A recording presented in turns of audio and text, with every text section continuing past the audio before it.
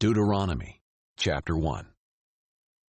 These are the words Moses spoke to all Israel across the Jordan in the wilderness, in the Arabah, opposite Suf, between Paran and Tophel, Laban, and Dizahab. It is an 11-day journey from Horeb to Kadesh Barnea, by way of Mount Seir. In the 40th year, in the 11th month, on the first of the month, Moses told the Israelites everything the Lord had commanded him to say to them. This was after he had defeated King Sihon of the Amorites, who lived in Heshbon, and King Og of Bashan, who lived in Ashtaroth at Edrei. Across the Jordan in the land of Moab, Moses began to explain this law, saying, "The Lord our God spoke to us at Horeb. You have stayed at this mountain long enough. Resume your journey and go to the hill country of the Amorites and their neighbors in the Arabah, the hill country, the Judean foothills, the Negev, and the seacoast, to the land of the Canaanites and to Lebanon, as far as the great river, the Euphrates River. See, I have set the land before you. Enter and take possession of the land the Lord swore to give to your ancestors Abraham, Isaac, and Jacob, and their future descendants. I said to you at that time, I can't bear the responsibility for you on my own. The Lord your God has so multiplied you that today you are as numerous as the stars of the sky. May the Lord, the God of your fathers, increase you 1,000 times more, and bless you as he promised you. But how can I bear your troubles, burdens, and disputes by myself? Appoint for yourselves wise, understanding, and respected men from each of your tribes, and I will make them your leaders." You replied to me, "What you propose to do is good." So I took the leaders of your tribes, wise and respected men, and set them over you as leaders, commanders for thousands, hundreds, fifties, and tens, and officers for your tribes. I commanded your judges at that time. Hear the cases between your brothers, and judge rightly between a man and his brother or his resident alien. Do not show partiality when deciding a case. Listen to small and great alike. Do not be intimidated by anyone, for judgment belongs to God. Bring me any case too difficult for you, and I will hear it. At that time I commanded you about all the things you were to do.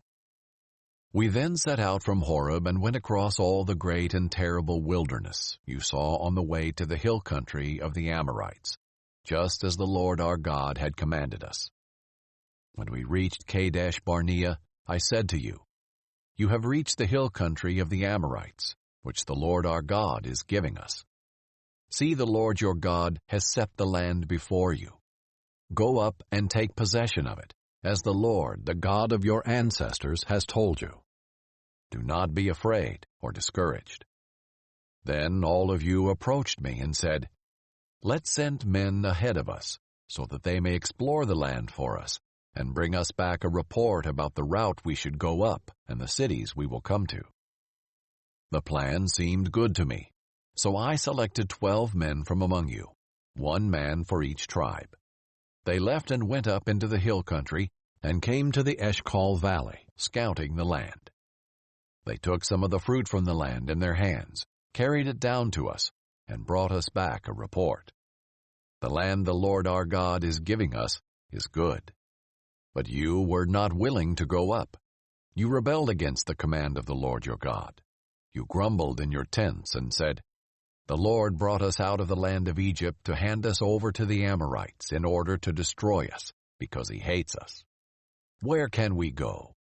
Our brothers have made us lose heart, saying, 'The people are larger and taller than we are.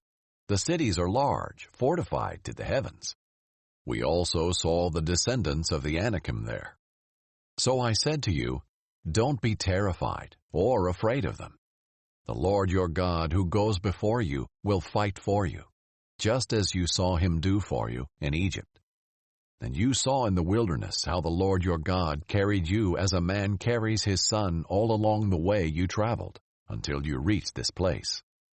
But in spite of this, you did not trust the Lord your God, who went before you on the journey to seek out a place for you to camp. He went in the fire by night and in the cloud by day to guide you on the road you were to travel. When the Lord heard your words, he grew angry and swore an oath. None of these men in this evil generation will see the good land I swore to give your ancestors, except Caleb, the son of Jephunneh. He will see it, and I will give him and his descendants the land on which he has set foot, because he remained loyal to the Lord. The Lord was angry with me also because of you, and said, You will not enter there either.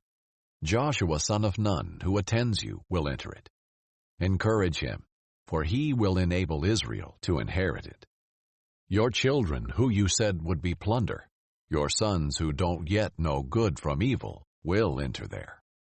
I will give them the land, and they will take possession of it. But you are to turn back and head for the wilderness by way of the Red Sea. You answered me, We have sinned against the Lord.